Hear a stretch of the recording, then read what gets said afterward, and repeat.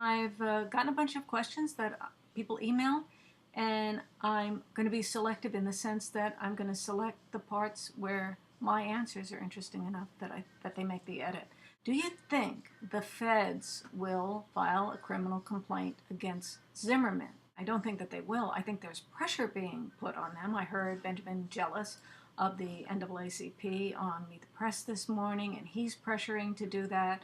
So the Obama administration will need to find a way to deal with it. I think they're going to act as if they are investigating and taking it very seriously. You notice how after the Benghazi attack, there was a response that came in the form of saying, we're going to do a thorough investigation. And I think that that's sort of code for we're going to look like we're concerned about it since you're pressuring us. But in the end, we're hoping that you will eventually move on to something else and won't notice that we don't do anything. You seem to enjoy time with neighbors' dogs. Why none of your own?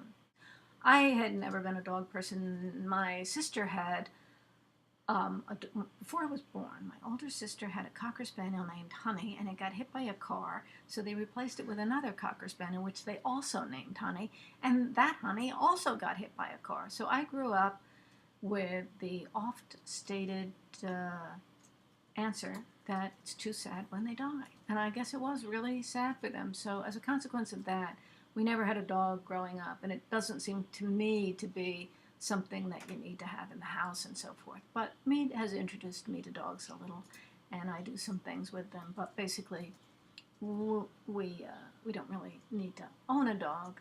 We have all the dogs we can borrow, so we have plenty of dog in the house. We don't really need more than that. You know, there are an awful lot of things that you may enjoy and think you should have one of your own, but including maybe a spouse or a house. I'm mad as hell and I'm not going to take it anymore. I'd be interested in hearing Althouse muse about a book project or an ebook project, as I think she did one time with Hannah Rosen. Well, I'm constantly thinking of books I would write, and a lot of times blog posts are sketches or parts of sketches for books that could be written, and I have all kinds of outlines of books that I could write and could put together. I'm always experimenting with different ways of doing that. I see the 35,000 posts in the archive with all these tags as raw material that I could mine, especially by taking particular tags. You know, I have some tags that are especially in there as things that collect together material that I've been writing for a long time, and the idea of making it into a book. So sometimes I think of writing something fictional. I have a sort of a science fiction idea that's related to reproductive technology and reproductive freedom that I've thought of writing that I think is a pretty interesting idea. But I think everybody would be mad at me. So if I just put my nose to the authorly grindstone and really pushed my way into it and got inside that fantasy, maybe I could do that. But try to encourage me, you know. I think you're aware, but Bob Wright of Bloggingheads has an open invitation for bloggers to have their own channel. Here's the thing. I have been asked to do that, and I have said no, because I don't want the distraction of doing something on a regular basis that would contribute to another site. Not without getting paid, at least. I have my blog as my platform, so I want to remain centered on the blog, including, after the end of comments, the front page of the blog. So I'm just concentrating my efforts there. That's the big thing for me. Even though I like Bloggingheads when I'm invited over there to talk to Bob Wright or Glenn Lowry or someone else, I really enjoy doing that. But as far as having my own show, I don't, that doesn't get over the line of how. Also, if I don't want to be the host of my own show, because if I had guests invited on, I would have to be in host, interviewer, gracious mode. And I prefer to have more of a meeting of the minds of equals who can fight with each other, and I'm not so good doing an interview, as at least one author would probably say. Although the interview that I did years ago with Bella DiPaolo about her book Singled Out, about discrimination against single people, was, I think, particularly good Bloggingheads, and I think it was instrumental in getting me connected with Mead over here, who's just outside of the screen, helping me out here with this. You can see how much he's contributing. He could come over and make an appearance, but he's shaking his head. He doesn't want to appear on camera. It's not a, but you could just like just casually walk by in the background. He says no. Keep it pure. He's off camera. He's like, weren't there some movies or TV shows where there was a character that was always off camera? I'm thinking of Soupy Sales White Fang. Could you just get your big mitt over a little further, just like paw at me a little. Okay. Is that White Fang? You remember White Fang? Okay, thank you. Yeah. The interview that I did with the author Bella DePaulo about her book Singled Out was connected with how I got together with Mead. Somehow, the way that I said that I liked being single and it was really important to me to be alone, to do the things that I do over long periods of time. Somehow Mead was able to see into my mind and to see that I actually would appreciate him being here the whole time. And the complete opposite of what I was saying. Feel free to do another White Fang intrusion on the camera frame. Actually, I'm You didn't go low enough. Oh. He tries to creep around, skulking.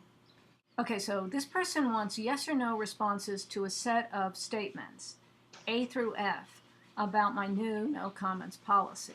A, no comments has given me a new lease on life. I don't have a lease on life. I feel like I own my own life. And there have been squatters in my house, driving me out of my own place. No. This is B. I miss the interaction and seeing the dialogue on my posts. Yes, I do miss that. I don't miss all of it. I'm relieved to be rid of some of it. But the part that I liked, the part that was good, of course I miss it.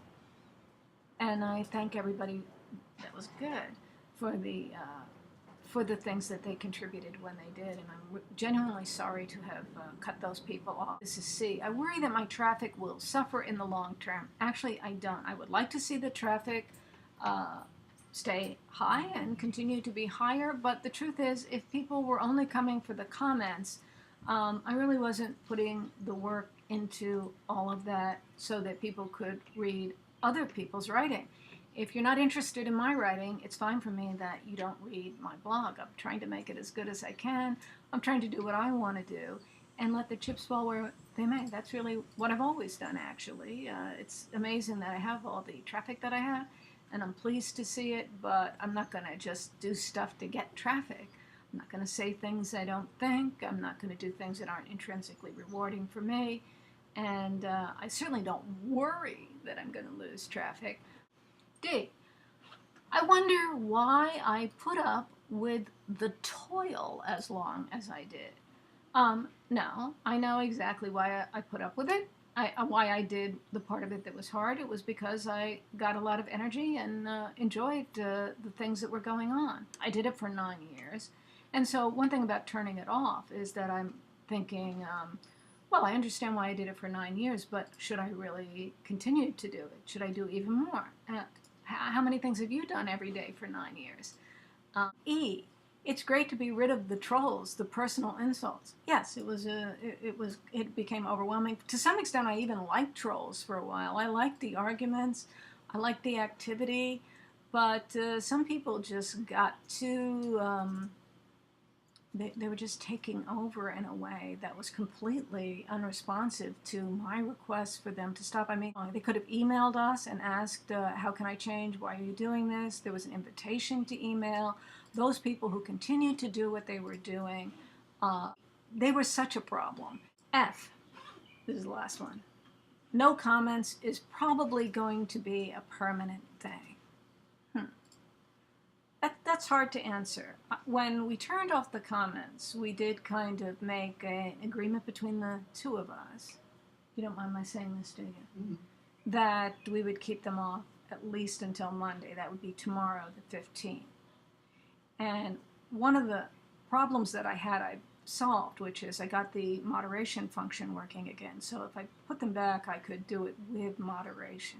I feel like if I open it up again, the people who were the trolls who wouldn't accept pushback, wouldn't accept our saying we don't want you to do that, that they would come in and make a big display of their defiance. I would get a lot of criticism. So if I opened it up now, I'd get a lot of troubles. I'm considering occasionally at certain times of day that I think are good, with maybe a particular post that seems especially conducive to good commenting, that I might, for that particular post, open up the comments and watch them and see how they develop, and then maybe switch to moderation if I need to be away from the computer for a while. I know that cuts down the back and forth. That's fun for people to have, but I won't let it get out of hand again. So if it comes back, it will come back in a different way, and I will definitely never go back to